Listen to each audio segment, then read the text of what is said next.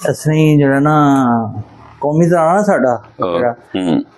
ਉਹਦੇ 'ਚ ਸਿਰਫ ਇੱਕ ਲਫ਼ਜ਼ ਜਿਹੜਾ ਉਰਦੂ ਦਾ ਕਾ ਪਾਕ ਸਰ ਜ਼ਮੀਨ ਕਾ ਨਿਜ਼ਾਮ ਲਫ਼ਜ਼ ਕਾ ਹੈ ਜਿਹੜਾ ਨਾ ਇਹ ਉਰਦੂ ਦਾ ਖਾਸ ਉਰਦੂ ਦਾ ਲਫ਼ਜ਼ ਹੈ ਬਾਕੀ ਸਾਰੇ کوئی پرشین ہے کوئی ہندی ہے کوئی عربی کا لفظ ہے اچھا ٹھیک ہے یعنی پورے قومی ترانہ میں ایک لفظ صرف اردو دا ایک لفظ اردو دا اردو زبان پورے قومی ترانہ میں صرف ایک لفظ اردو کا پاک سر زمین کا نظام یہ لفظ کا ہے نا یہ اردو کا لفظ یہ لفظ ہے اردو کا باقی کوئی لفظ اردو کا نہیں ہے زیادہ تر پرشین کے لفظ ہیں یا کچھ عربی کے ہیں کچھ پرشین کے زیادہ تر اچھا اور یہ ہمارا قومی ترانہ ہے یہ ہمارا قومی ترانہ ہے اور یہ جو قومی ترانہ ہے یہ اونٹ رے اونٹ تیری کون سی کل سی اور دوسرا یہ جو قومی ترانہ ہے یہ ایک نظم کی اصناف ہوتی ہیں وہ کسی بھی صنف کے اوپر نہیں ہے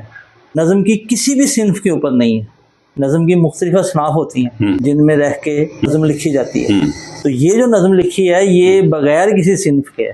کوئی صنف ہے ہی نہیں تو یہ کیا ہے اس کو پھر کیا یہ وزن میں بھی نہیں ہے بحر میں بھی نہیں ہے نہ کسی وزن میں ہے نہ بحر میں ہے یہ وزن اور بحر سے بھی باہر ہے شاعری ہوتی ہے ایک وزن اور بحر کے اندر رہتی ہے اس میں نہ وزن ہے نہ بحر ہے مختلف ہے ہر مصرے کی مختلف ہے احمد شہزاد صاحب آپ تو بڑا مایوس کر رہے ہیں اس کا مطلب یہ ہے کہ ہم نے کوئی کام اونٹ رے اونٹ تیری کون سی کل سی تھی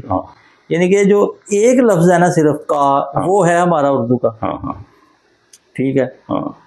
قومی ترانے کا اس کی پہلے دھن بنی تھی قومی ترانے کی پہلے شاعری نہیں لکھی گئی تھی اچھا پہلے دھن بنائی گئی تھی دھن بنا کے پھر حفیظ جلندری سیاد صاحب کو کہا گیا تھا کہ اس پہ شاعری لکھیں اور یہ ایک لحاظ سے الٹ کام تھا پہلے شاعری ہوتی ہے پھر دھن بنائی جاتی پھر دھن بنائی جاتی ہے نا تو پہلے لیکن انہوں نے دھن بنا لی تھی پھر دھن بنا کے حفیظ جلندری کو کہا تھا کہ اس کے اندر شاعری ڈالو اچھا تو اس نے اس کے اندر شاعری ڈال دی تو یہ جو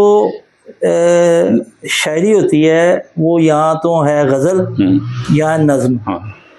غزل کا اپنا پیٹرن ہوتا ہے نظم کے مختلف پیٹرن ہوتے ہیں تو یہ جو پیٹرن ہے یہ جو ترانے کا ہے یہ نظم کے کسی بھی صنف میں نہیں ہے